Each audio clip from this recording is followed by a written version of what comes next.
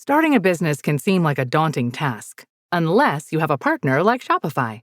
They have the tools you need to start and grow your business. From designing a website to marketing to selling and beyond, Shopify can help with everything you need.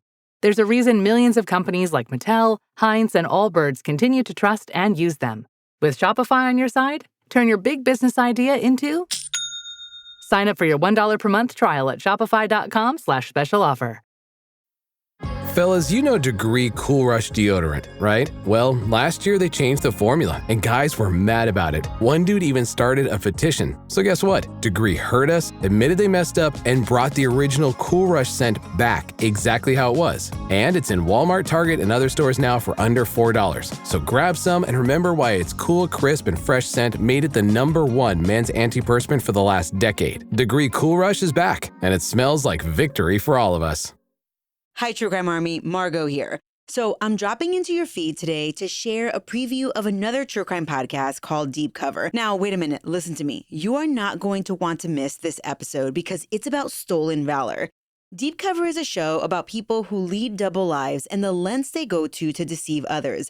And this season, they are covering Sarah Cavanaugh's stolen valor story. And that name, Sarah Cavanaugh, might sound familiar to you, because I first covered this case on my social media back in 2022.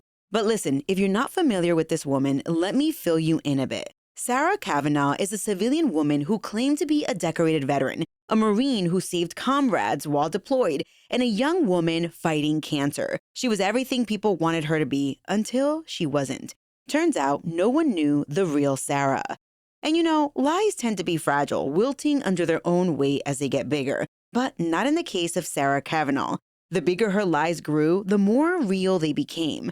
But she never served a day in the military, never received any acclaims, and defrauded military organizations out of hundreds of thousands of dollars. On Deep Cover, Pulitzer Prize-winning writer Jake Halpern and acclaimed investigative journalist Jess McHugh unravel this epic 6-year deception. That's right, 6 years. And that deception upended lives of countless of people. And wait, during this season of Deep Cover, this dynamic duo even interviews Sarah herself from prison. Oh, this is going to be fun. As a veteran myself, stolen valor cases make my blood boil. And as I was reading about how this woman stole thousands of dollars from other veterans, took advantage of all expense-paid trips for veterans suffering from PTSD, and she even had the audacity to serve in leadership positions for veteran organizations where basically she said that she was a veteran. That's how she got those positions. As I was reading all of this, I told myself, oh my gosh, this is utterly disgusting. Okay, here's the first episode of Deep Cover, The Truth About Sarah. And in a letter from Sarah, she even has the audacity to ask, so what do you think of my crime? Take a listen. I promise that you won't be disappointed. And after listening, be sure to hear more about Sarah Cavanaugh on Deep Cover, available wherever you get your podcast.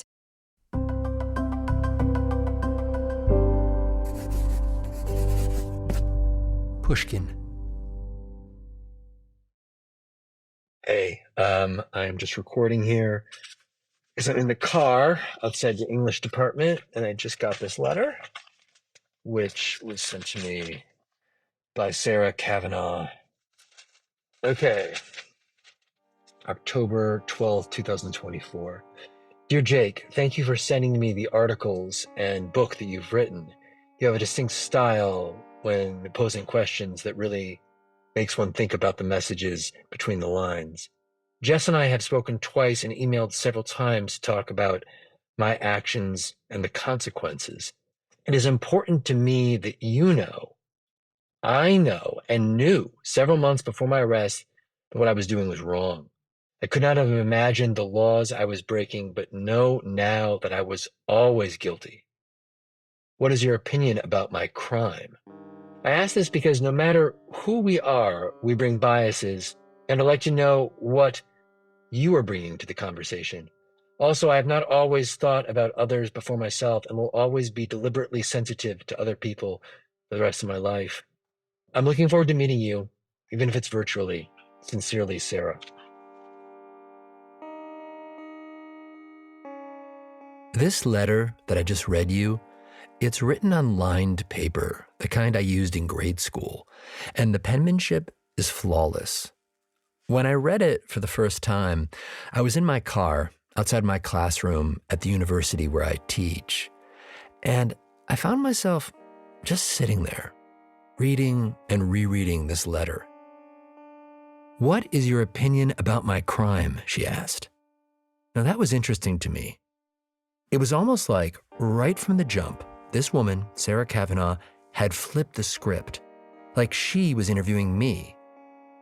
And then there was this line: "I'd like to know what you are bringing to the conversation."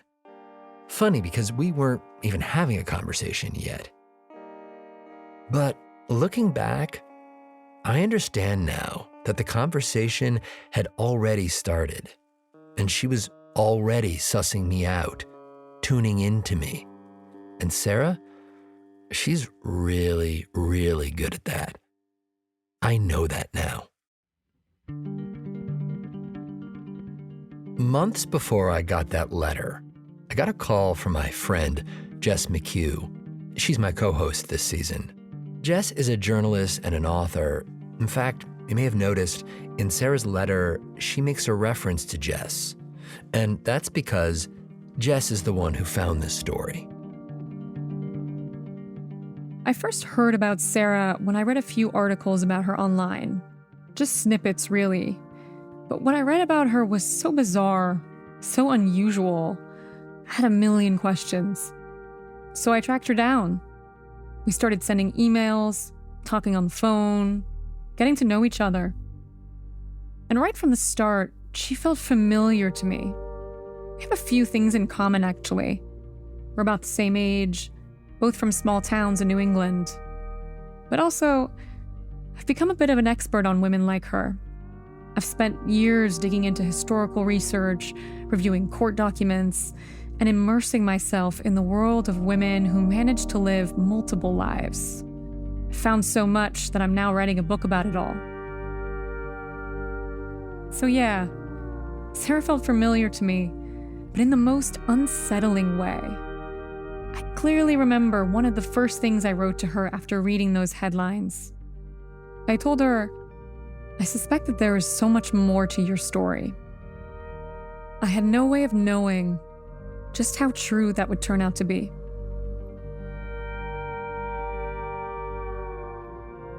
There's so much that we've learned since we first started talking to Sarah, so much else that she's told us.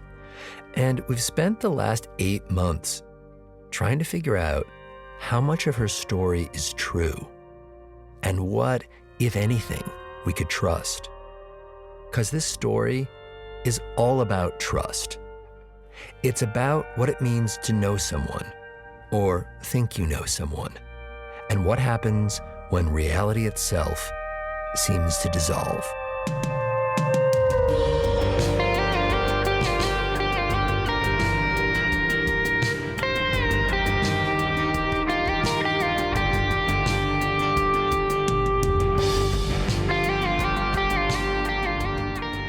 I'm Jake Halpern. And I'm Jess McHugh. And this is Deep Cover Season 6, The Truth About Sarah.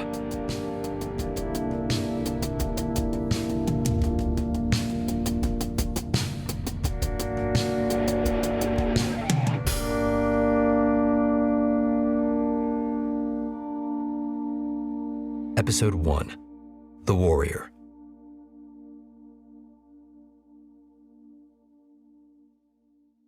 Today's episode is sponsored by Acorns, and April is Financial Literacy Month, an entire month dedicated to taking control of your money. Because honestly, no one really taught me how to manage money growing up. I didn't learn about investing until I was well into adulthood. But what I love about Acorns is that it makes it easy to start saving and investing for your future in just 5 minutes. I know, April is an entire month, but you don't need an entire month to learn. You don't need to be an expert. Acorns recommends a diversified portfolio that matches you and your goals. You can start with just your spare change, and you don't need a lot of time. Setup takes just 5 minutes because I know that your time is precious. And if financial wellness has ever felt out of reach, Acorns makes it simple, giving your money a chance to grow without the overwhelm. Personally, using Acorns gave me the confidence to stop putting it off and just start. And that peace of mind is completely worth it. Sign up now and join over 14 million all-time customers who've already saved and invested over $25 billion with a B dollars with Acorns. Head to acorns.com/militarymama or download the Acorns app to get started today. Paid non-client endorsement. Compensation provides incentive to positively promote Acorns. Tier 1 compensation provided. Investing involves risk. Acorns Advisors, LLC, an SEC registered investment advisor. View important disclosures at acorns.com/militarymama. Hank's the family fixer, always with his tool belt. But living with prostate cancer, he needed help. He asked his doctor about Xtandi and enzalutamide.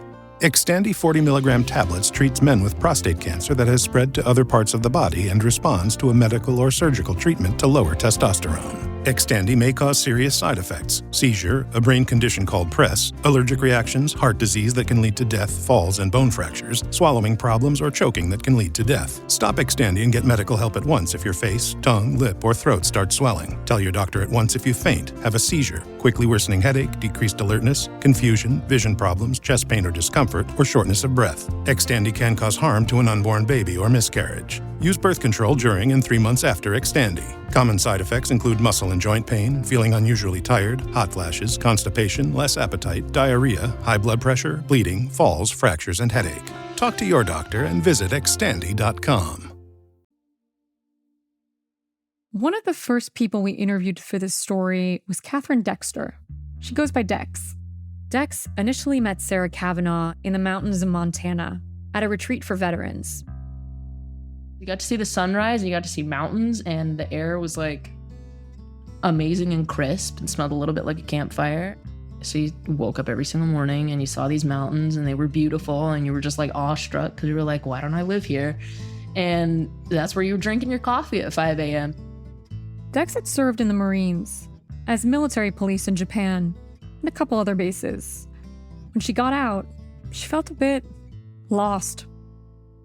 So I had kind of steered away from the veteran community when I got out, and I was really, really isolated. So that was one of the big things that I struggled with because I had dealt with a lot of life transitions.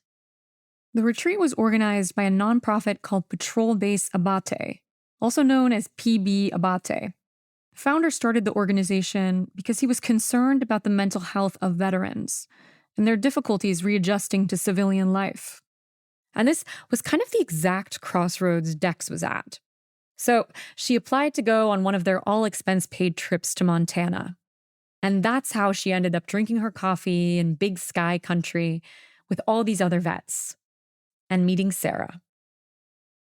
What were your first impressions of her at the time? I liked her.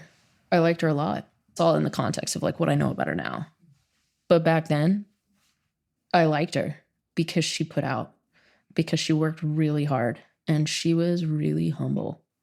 And she didn't walk around saying, oh, I'm a woman and I was in combat. She was injured and everybody knew it, but she was still running. Part of the ethos of this retreat was you didn't brag about the past. You focused on now, and you exercised a lot. The whole point of this retreat was actually strength building. The vets built a platform that became their outdoor gym. They lifted weights here, did squats, deadlifts, power cleans. And apparently, they were also carrying giant slabs of rock up a mountain. Come on. Push it, Liam, push. That woman you can hear saying, push it, that's Sarah Cavanaugh. We found this video of her on YouTube from this same retreat. She's in a sweaty gray tank top, has on these mirrored sunglasses and leather workman's gloves. She has blonde hair and a runner's build, slim and athletic. Come on, brother. Keep moving. Keep moving. And that soft, inspirational music, that's in there because this is a promotional video for Patrol Base Abate. And in that video, we see Sarah giving an interview with the wild mountains of Montana in the background. Because there's such an open discussion about what's really happening to veterans, right? You know, what are we going through? How can we, refit and refresh the skills we have and the skills we learned while we were serving and apply them to our lives and make our lives better now? I think I was expecting just to come together and have some fun and work out, but it was so much more than that. The person who started these retreats was concerned about all of the challenges that vets face as they transition back to civilian life. And he wanted this time in the woods to be healing, transformational even. And to the veterans who are coming out here, be ready to talk, and not talk out loud, but maybe you need to talk to yourself. Maybe you need to hear what other people are saying and process that and come back to yourself and work through some things. And I think that's happening here. It definitely is, but I think if you can at least be prepared to do the work, I think you'll get a lot out of it. Dex says that on this retreat, there were just a few female vets. It was her, Sarah, and another former Marine named Natalie. The three of them worked out together. Dex has this way of, like, she calls it gassing you up, of like being your biggest cheerleader. And so she'll be like, man, look at those guns, Natalie. That's Natalie Markham. She was a clarinetist in the Marine Corps band, a self-described band nerd. At the time of the retreat, Natalie was struggling. She owned a CrossFit gym that had been hit hard during the pandemic, and she was worried that it might go bust. So for her to be here in Montana, doing something she loved under the open sky with new friends, it was like she could breathe. She asked someone to take a picture of her with Dex and Sarah to commemorate the moment.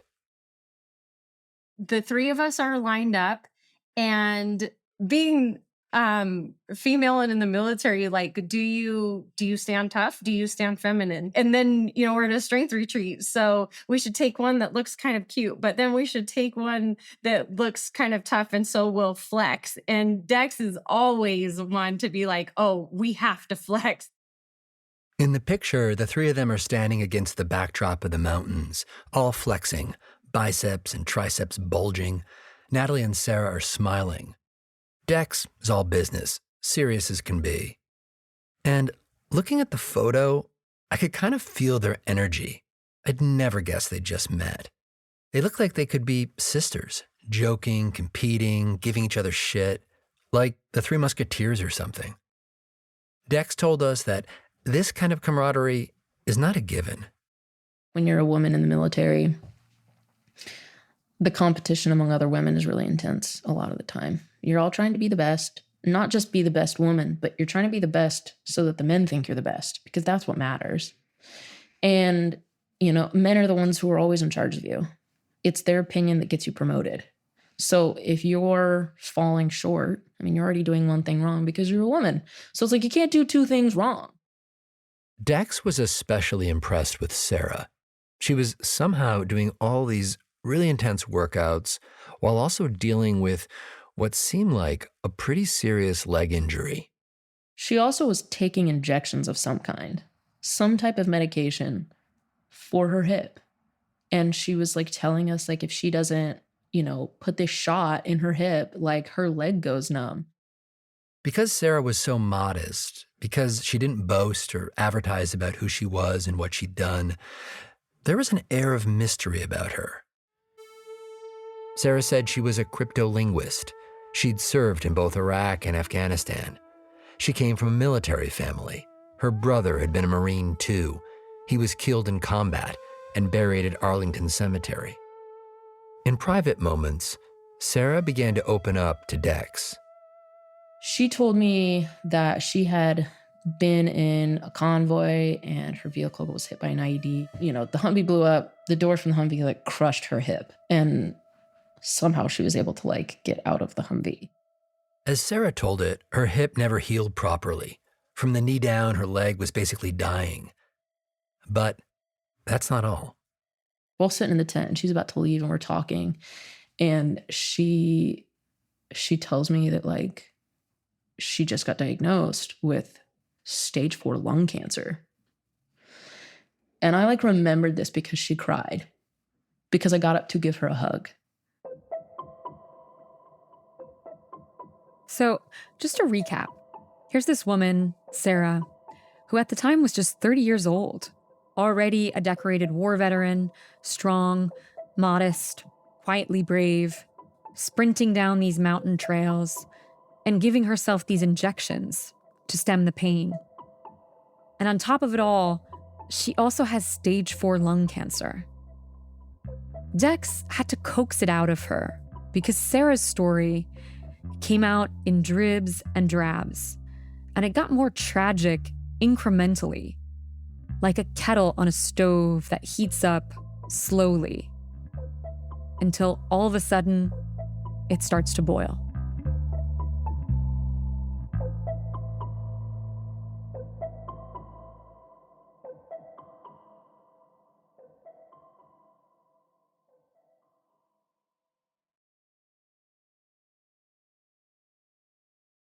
So the retreat in Montana comes to an end, and the three musketeers say goodbye to one another, but they stay in touch.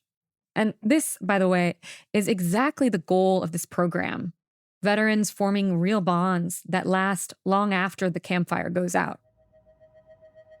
A few months after the Montana retreat, in December of 2021, Dex happened to be in Virginia visiting Arlington National Cemetery. And suddenly, Dex remembers that Sarah's brother was a Marine who was killed in action. So she sends Sarah a text and says she'd like to lay a wreath at his grave. Within minutes, Sarah texts back with a plot number. But when Dex gets to the grave, she notices that this Marine, he has a different last name than Sarah's. And when she looks up his obituary, she sees that they're not even the same race. When she sends Sarah a picture of the grave, though, Sarah confirms that, yes, this is him. So I'm thinking, if he's not her actual physical brother, I don't think she mentioned ever having an adopted brother. And then I'm thinking, maybe she just meant brother, like in the colloquial, we're all Marines, we're brothers type way. And I was like, maybe that's it. You can hear Dex trying to make sense of this, but she said she didn't ask Sarah too many questions about it. It's kind of like if you had a friend that told you that she'd had a miscarriage, the very last thing that you're going to do to that friend while she's crying about losing a baby is ask her if that actually happened. Like, this is so insensitive. So I was not going to ask this woman these questions because I didn't want to be insensitive because we were friends. So Dex just didn't say anything. Besides, at this point, Sarah was fighting lung cancer. And from time to time, she'd mentioned to Dex that her medical bills were piling up. Now, the VA wasn't covering everything. Dex wanted to help, even from far away. And that's when she heard about this charity called Hunter 7. Hunter 7 helps veterans who struggle to pay their medical bills. The reality is, many veterans face huge gaps in the healthcare the VA provides. Long wait times, denied claims, and charities like Hunter 7 come in as a stopgap. So Dex tells Sarah she should apply for financial assistance. And at first, Sarah seemed reluctant. Maybe she was just underwater with everything she had going on. So Dex offered to step in and submit an application for Sarah. I was like, this is what I would do for my friends. Like, especially a friend who's like struggling at this level. I was like, I understood really clearly, like having a million things going on and all of them feeling very intense. So I was like, let me help you out because I have a minute and it's no skin off my back to send an email. She couldn't know this then, but this simple act of kindness would set something in motion. Something that would forever alter the way Dex saw Sarah.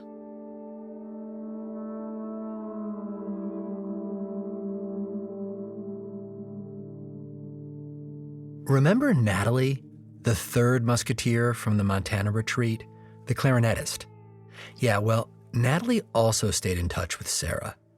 In fact, right around the time that Dex was visiting the cemetery in Arlington, Natalie and Sarah were actually hanging out in person.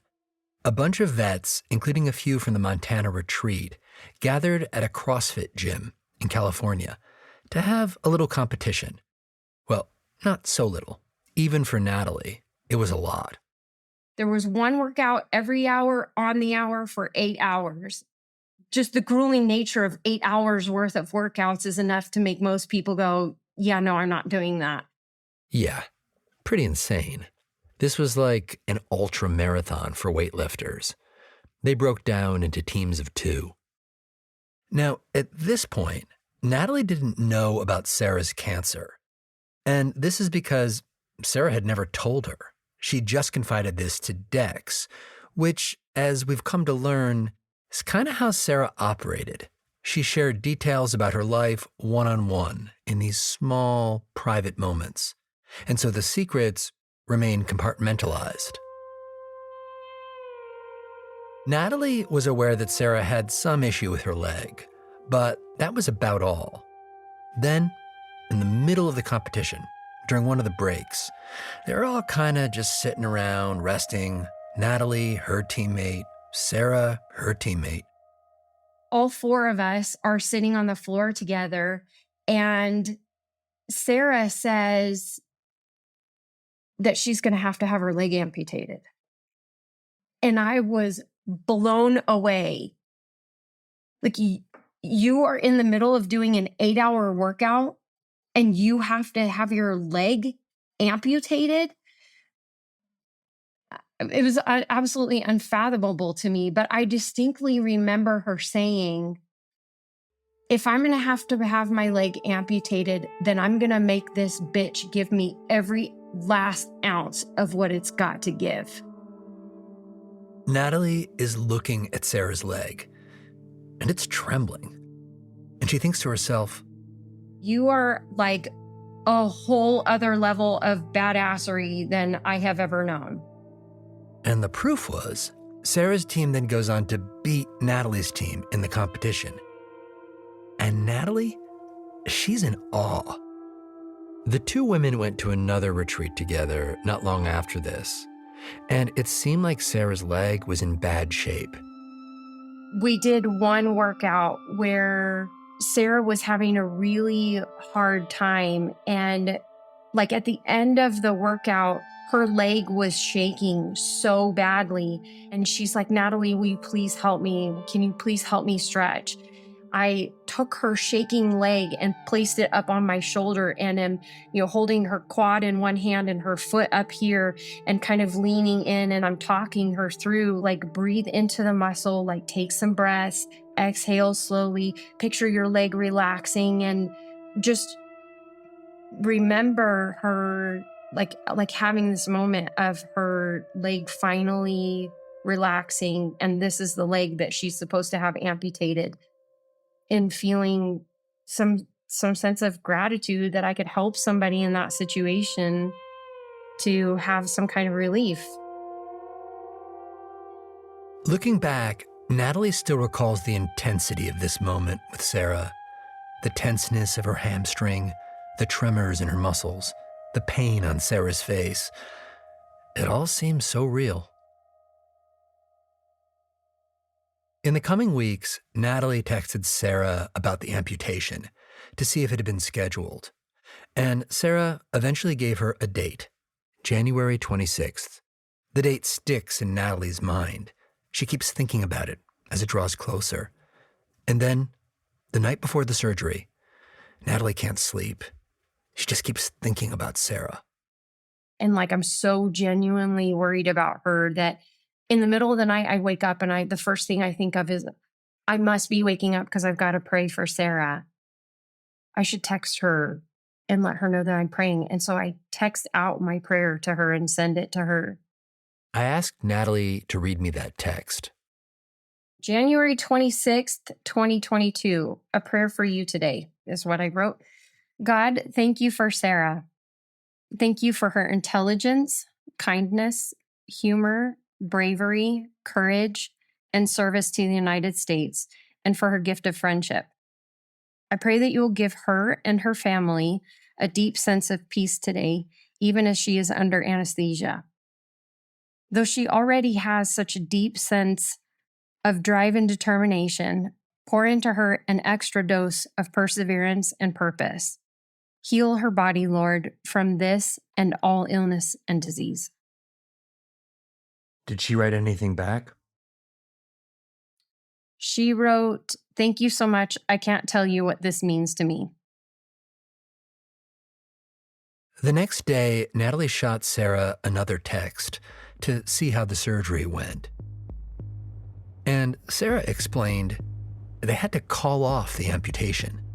She said that when she was going into her surgery, that her blood pressure had dropped and they weren't able to perform the surgery because of that.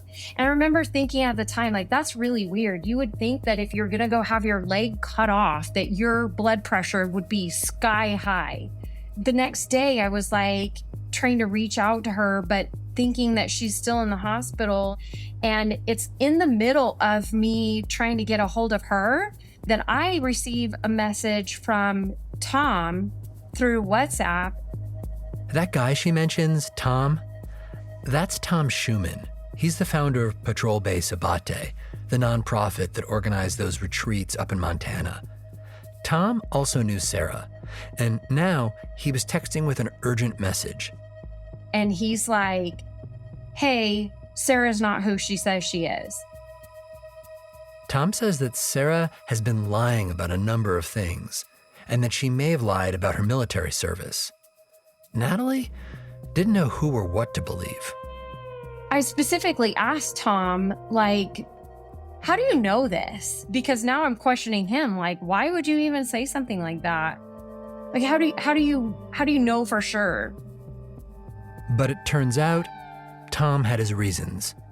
In the weeks leading up to this moment, he'd been digging into Sarah's story, and he discovered a few red flags, some things that just didn't add up. More on that after the break.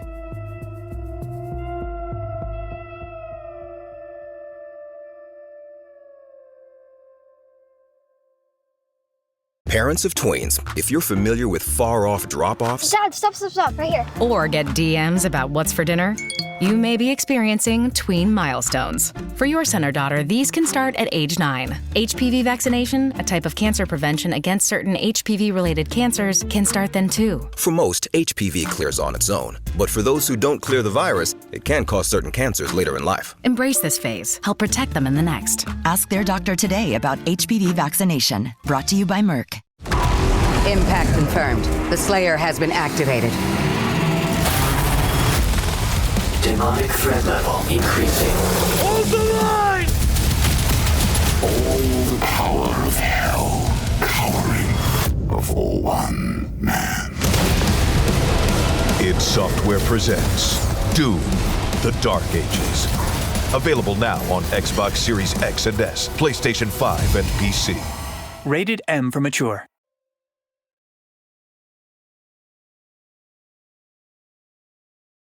Tom Schumann first met Sarah Cavanaugh in the snowy mountains of Boulder, Colorado, at a Patrol Base Abate retreat. We're staying in canvas tents. It was an intimate setting where we're spending all day and night with just a small group of people. We connected over our intellectual and academic and literature interests. Had read the same books, talking about the same authors. Pretty immediately, we started hitting it off. This retreat was similar to the one in Montana we told you about. Hang out, work out, talk, connect. That was the goal. That's why Tom founded PB Abate in the first place. He's a Marine, and when he returned from his tours overseas, he watched his comrades struggle. He told us 3 of his fellow Marines died by suicide over the course of 1 month. And that is what led him to start PB Abate.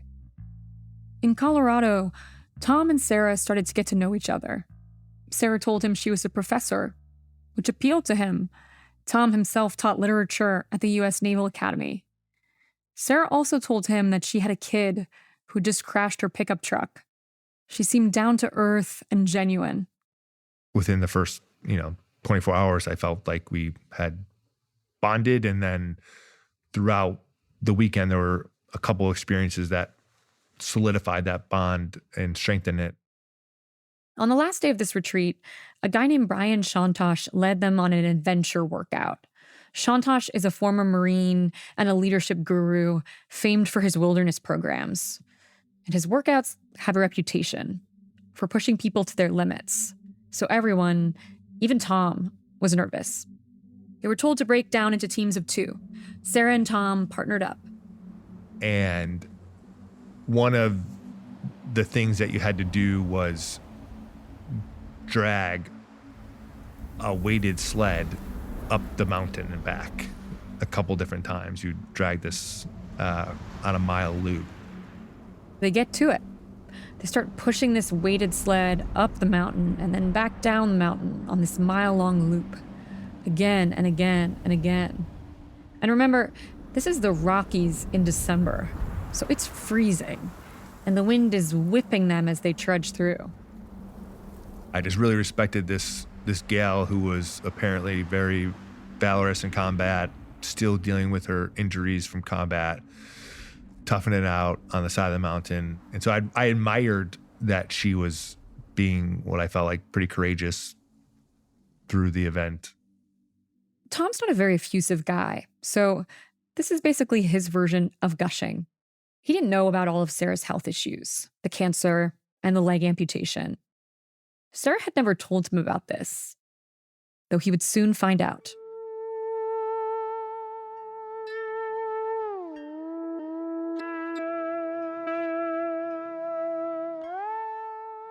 Within a few weeks, Tom hears about Sarah's cancer, and he feels like he's got to do something. I am a guy of action. I reached out to her and I said, hey, I didn't know you were sick. We should meet soon to see if I can help, if there's anything that I can do. At the time, Tom lived in Rhode Island, where Sarah also lived. So they met up for coffee and talked for hours. He learned how she'd seen combat in Afghanistan, how her convoy was blown up, and how she'd been seriously hurt in the blast, and how, despite it all, she still managed to save some of the guys in her patrol, dragging them to safety, even with her own crushed hip, how she'd gotten a Bronze Star for her bravery. And now, she had cancer in her lungs because of the toxic chemicals in that explosion. It seemed incurable. It was terminal. The VA wasn't helping because she couldn't prove that the cancer was combat related. I was just like, goodness gracious, like everything that like you've been through, from your injuries to the cancer to gonna lose your leg, the amount of tragedy that and trauma. And I just resolved in that moment, like, I am gonna do everything that I can do to help you. And what do you need? And she needed employment. She said she didn't have a very good job. She told Tom that her plan had been to get a PhD in English literature. She'd even been accepted into a program at Johns Hopkins. But then the VA delivered some shattering news. They told her that she couldn't use her GI Bill. Why? Because her life expectancy was shorter than the time it would take to finish the program. It was devastating, all of it. Tom, being a guy of action, was like, maybe I can create a salaried position for you at Patrol Base Abate. At the time, the organization was run entirely by volunteers. There were no paid positions. But the organization did have donors, some with deep pockets. And Tom thought maybe one of them would be willing to pay for this. Tom even had a particular donor in mind, a woman who lived up in New Hampshire. So he wants to get all his ducks in a row. He asks Sarah for a copy of her DD-214. That's the official military discharge paper that all service members receive, explaining how and when they left the service. Sarah sends him the paperwork. He says he remembers vividly the moment he received it. He was sitting in his car, in a parking lot, about to get a haircut. He starts scanning through the documents on his phone, and something catches his eye.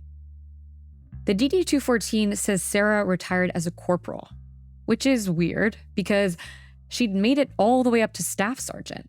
In fact, he'd seen a picture of her with the staff sergeant insignia. So he calls her up. And so I just said, hey, Sarah, I'm going to New Hampshire tomorrow to ask for $60,000. Before I do that, could you help me understand why it says that you're a corporal here? And she's like, well, I didn't really want to get into all that, but I was sexually assaulted on ship by the commanding officer. He had pulled a gun during the sexual assault, and I'm the one who got punished for reporting him. I said, like, I'm sorry to hear that, but I am now incredulous about all of this. Suddenly, Sarah's whole story, with all its drama and all its heroics, is feeling very shaky. Tom knew he needed backup, so he reached out to a friend who had access to personnel records. The friend, he punches in Sarah's DOD number, the military equivalent of a social security number, does some more digging. That friend gets back to Tom with what he's found.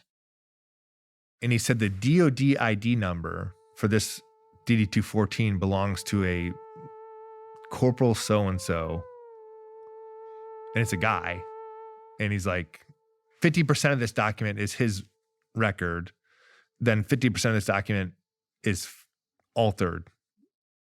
It looks like she'd taken someone else's records and doctored them, inserting her own name and other details. And this, by the way, is not a small thing. This isn't forging your mom's name on a sick note. This is a huge deal. Felony level huge. Tom is in a state of shock. That's like, yeah,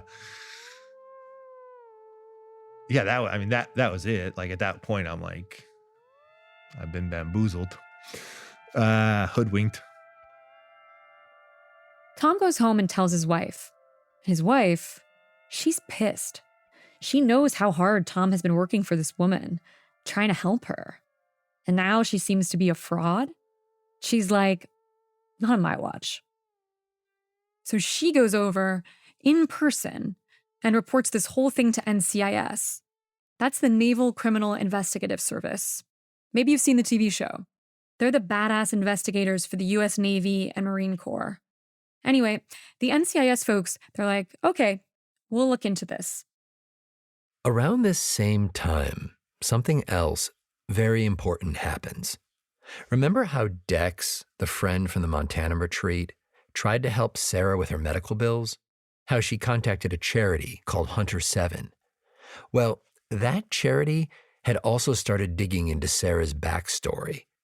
And what they discovered prompted them to alert both Tom and the FBI.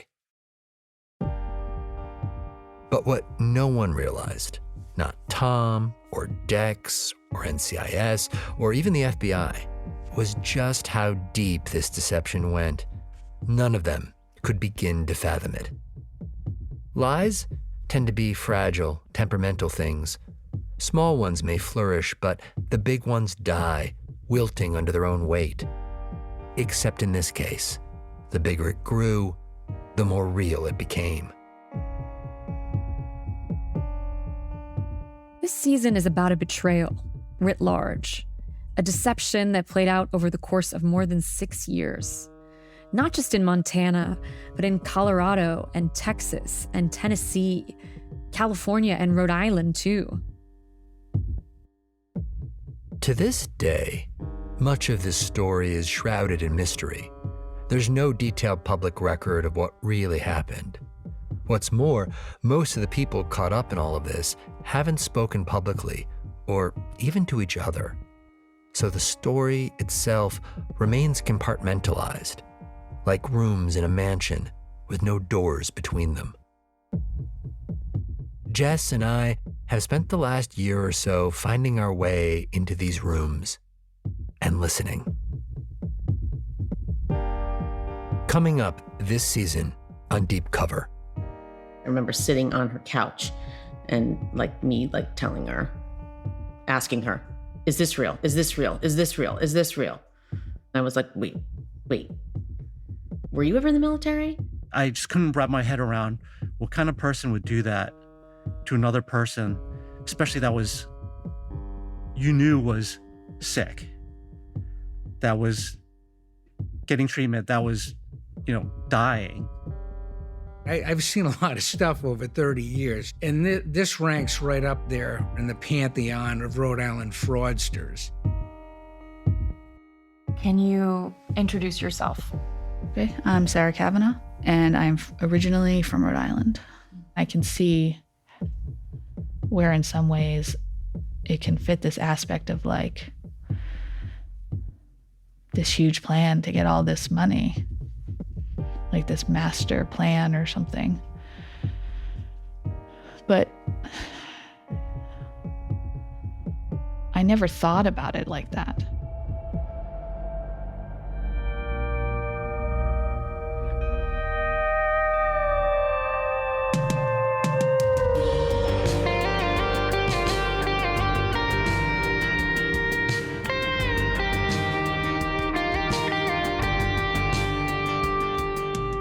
Deep Cover: The Truth About Sarah was produced by Amy Gaines McQuaid and Tali Emlin.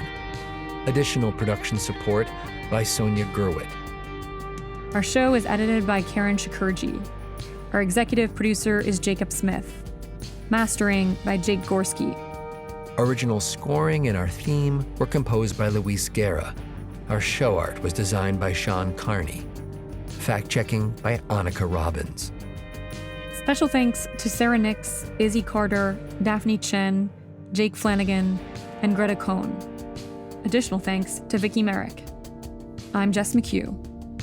And I'm Jake Halpern. Okay, True Crime Army, that was episode 1, a little preview of Deep Cover: The Truth About Sarah. If you liked what you heard, you can find more episodes of Deep Cover wherever you get your podcast. All right, everyone, I will be back next week with a whole new story, and you won't want to miss it. It's about vigilante justice. Until then, remember, you never really know what someone is capable of, so remain vigilant always. You have a fabulous week, and I'll keep digging to bring you another military crime story next week.